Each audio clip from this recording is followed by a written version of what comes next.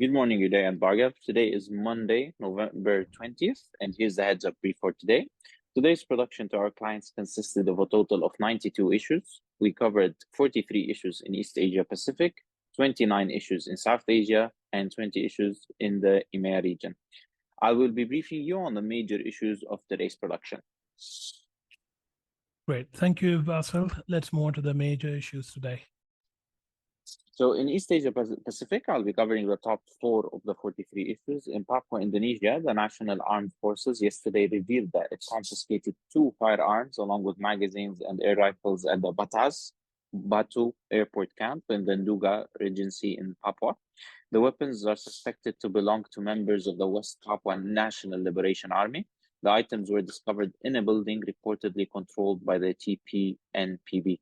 The TNI also found additional items, including a machete and Morning Star flags. We covered this as a major development in our Southeast Asia roundup today. Okay, thanks, Bassel. Yeah, these weapons do belong to the TPNBP, which is pretty strong in Nduga. More raids are likely, but the Nduga chapter is pretty strong. They're the ones who kidnapped the pilot on the 7th of February, and now this has been the longest kidnapping in the Papuan insurgency. So let's keep an eye out on any activity in Nduga and surrounding areas in the highlands also. Thanks. Sure. In the Philippines, the government will deploy over 1,000 vehicles and 9,000 police officers in anticipation of a 3-day strike by a group of public utility jeepneys starting today. The Land Transportation Franchising and Regulatory Board has identified 13 transport routes that may be affected by the strike. The Metropolitan Manila Development Authority has suspended the expanded number coding scheme in the metropolis.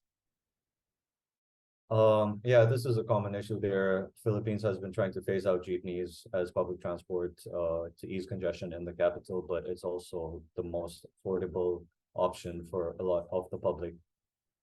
So these kind of disruptive strikes are common, and they do result in disruptions to travel in parts of the city. Thanks. Keep an eye out on this.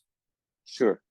In the Marshall Islands, general elections are taking place today. The elections will determine the 33-member parliament and local government officials, with 5 open seats due to 3 cabinet ministers not running for health reasons and 2 paramount chiefs deciding not to contest. The final count announcement is expected to be delayed until early December due to the postal absentee system, allowing ballots to arrive up to 14 days after the election date. Okay, yeah, let's keep an eye out on this and update our clients on the election results. It's been quite muted thus far, but this is an important election for the region. Thanks. Okay, that's very well noted. In PNG, Papua New Guinea, the runway at Tukwa Airport, East New Britain Province, is expected to be restored for flight operations in the first quarter of 2024. The restoration work on the damaged runway has led to the suspension of many wide-bodied aircrafts of Air New Guinea and PNG Air from landing on the tarmac. The terminal facility of the airport is also undergoing repairs after suffering damages in September following a break-in as well as an armed robbery. All right, yeah, let's just keep our clients updated on developments, especially related to any travel in PNG. Thanks. In South Asia, I'll be covering the top 2 of the 29 issues. In India, multiple protests and rallies have been scheduled across Punjab today and tomorrow. 18 farmer unions will hold demonstrations outside the deputy commissioners and subdivisional offices across the state today. The demonstrations will be had to protest against the actions taken by the government to curtail stubble burning practices in the state. Also, the Kwame Insaf Morcha will hold a protest rally from Fatehgarh Sahib to Chandigarh tomorrow, urging the government to release imprisoned Sikh political prisoners. The rally will begin at 9 a.m. local time and is expected to end by 2 p.m. local time. We covered this as a major development in our South Asia roundup today. Yes, this is very important issue in Punjab on both sides, farmer side as well as the urban management side.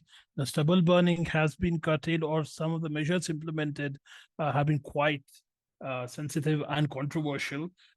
It is not a Sikh prisoner issue per se, but some of the political mischief being played in the state, especially from the opposition, which happens to be in power in the center, that is BJP, is quite visible, because the state government also has a responsibility to maintain law and order, and the protests are equally sensitive, especially when it comes to farmer organization collecting themselves in the state capital, that is Chandigarh. Let's keep a closer eye on how these protests evolve in the state, as well as some of the urban agglomerations in the north, including Delhi. Okay, that's noted, Bhargav.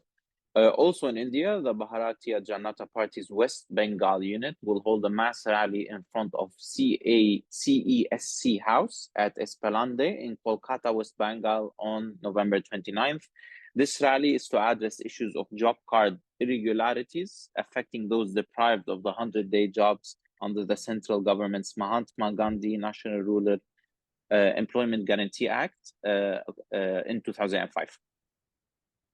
All right. So we got to note that the BJP, as well as the party which is in power in the state government, that is Trinamool Congress or TMC, have been quite belligerent in accusing each other of everything from street level violence to corruption at the highest level, including the one which is at the center of the current controversy. So let's keep a closer eye on how things evolve at the street level or the ground level, and support our clients accordingly. Thank you.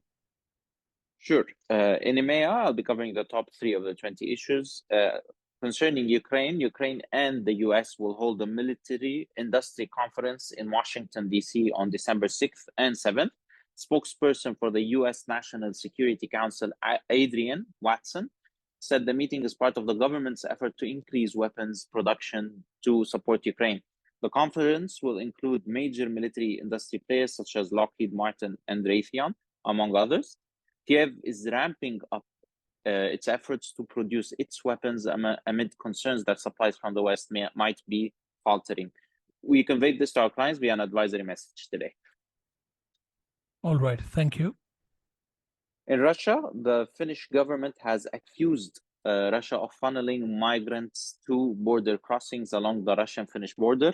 The Finnish government said that this is in retaliation to the government's increased defense cooperation with the US. The Finnish border guard erected several barriers at 4 of the 8 border crossings between the two countries on November 17th. These include the Valima, Nuijama, Imatra, and Nirala border posts in southeast Finland. We also conveyed this to our clients via an advisory message today. Yes, it adds to the continued increase in tensions between the two sides. Thank you.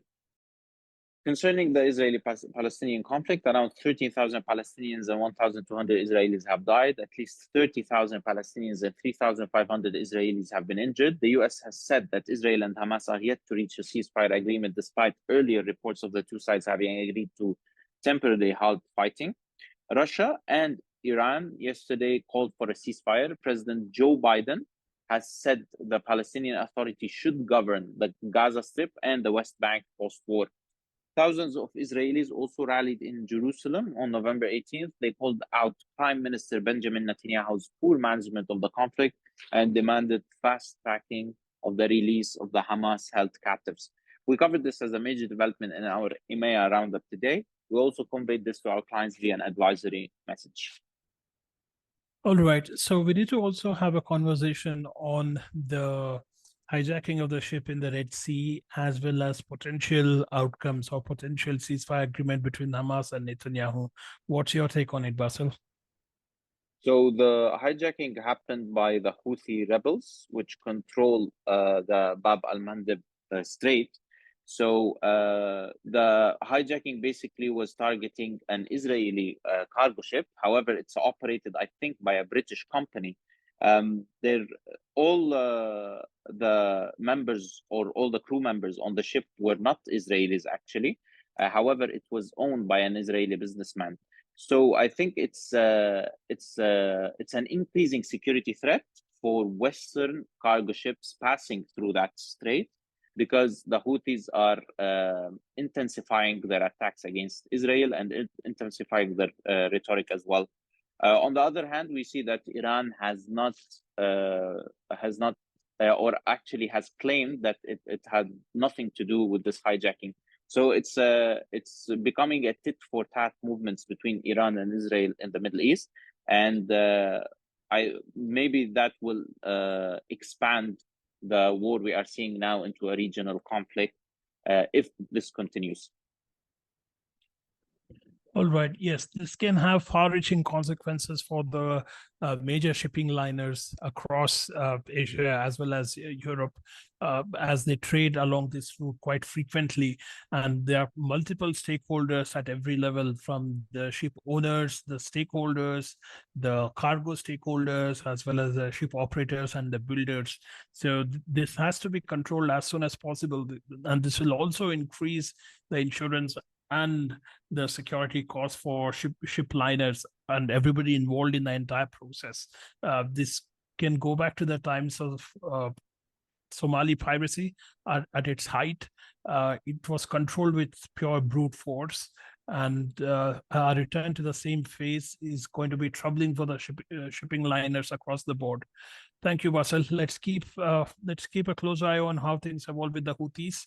Houthis have been resilient in their own backyard against the big brother, that is Saudi Arabia. But when they get greater autonomy, especially with some support, the autonomy can actually add to the troubles in the Middle East. So let's keep a close eye on this. Sure, Bhargav. That's the heads up brief for today. Anything else from both of your ends? Nothing else from my end. Thank you. Thanks, Bassel.